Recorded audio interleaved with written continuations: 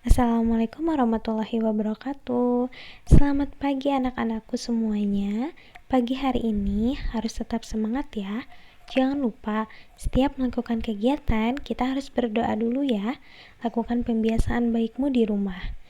Yuk kita langsung saja pembelajaran tema hari ini. Bismillahirrahmanirrahim. Rabbi jinni ilman warzuqni fahman birahmatika ya arhamar rahimin. Amin. Nah, anak-anak lihat deh, ada gambar di layar. Gambarnya itu ada sekeluarga, ada ayah, ada ibu, juga ada anak kecil ya. Nah, mereka sepertinya sedang berolahraga di suatu taman.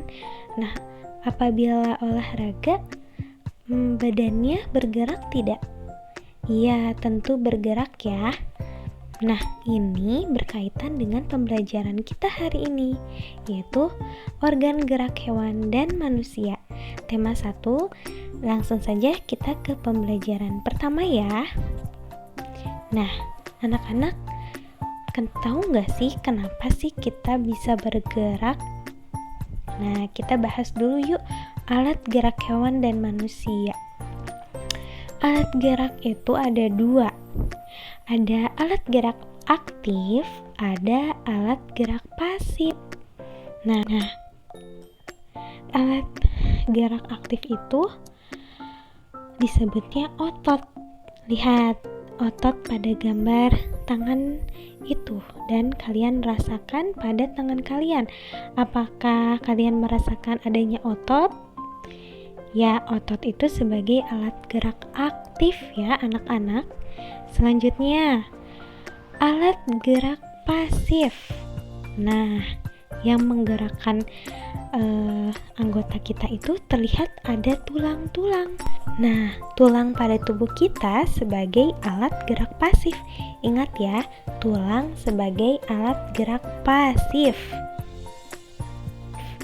Kenapa ya? Karena tanpa gerakan otot, tulang tidak dapat melakukan gerakan. Coba kalian gerakan tangan kalian. Apakah kalian merasakan adanya otot?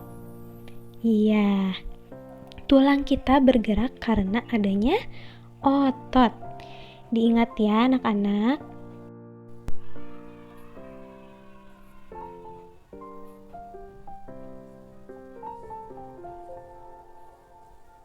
Nah, selanjutnya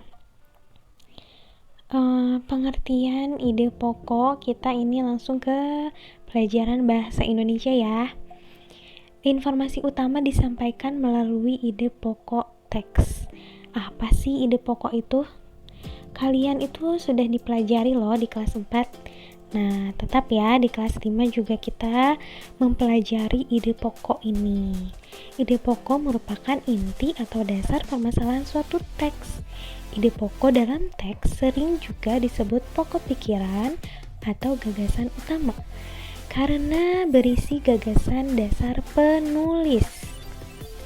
Cara menentukan ide pokok ini penting ya. Yang pertama, kalian harus membaca dengan teliti. Baca dari judul hingga akhir paragraf ya. Kemudian yang kedua, cari kalimat utama pada teks tersebut, baik per paragraf maupun secara keseluruhan.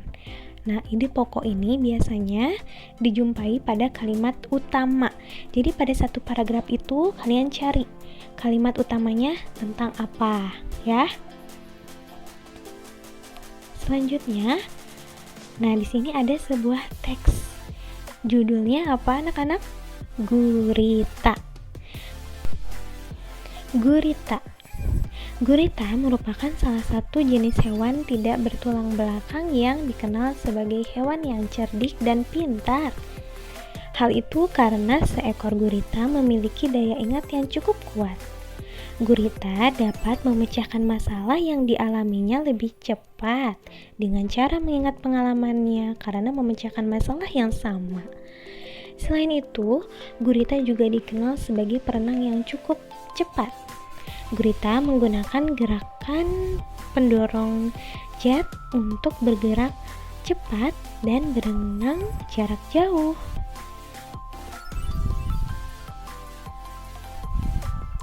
Nah, lihat deh di paragraf yang pertama itu ya, ini hanya satu paragraf ya anak-anak ceritanya.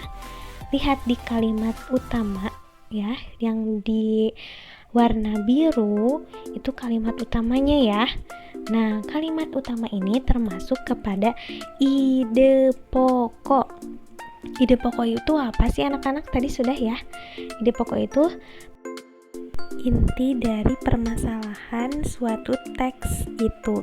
Jadi dari teks gurita yang menjadi ide pokoknya adalah gurita merupakan hewan tidak bertulang belakang yang cerdik dan pintar.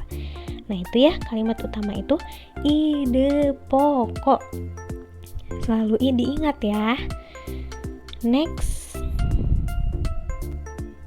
Nah, ini sudah ke pembelajaran kedua. Anak-anak, untuk pembelajaran kedua kita akan membahasnya besok ya, hari Selasa. Hari ini anak-anak, Ibu akan memberikan tugas tema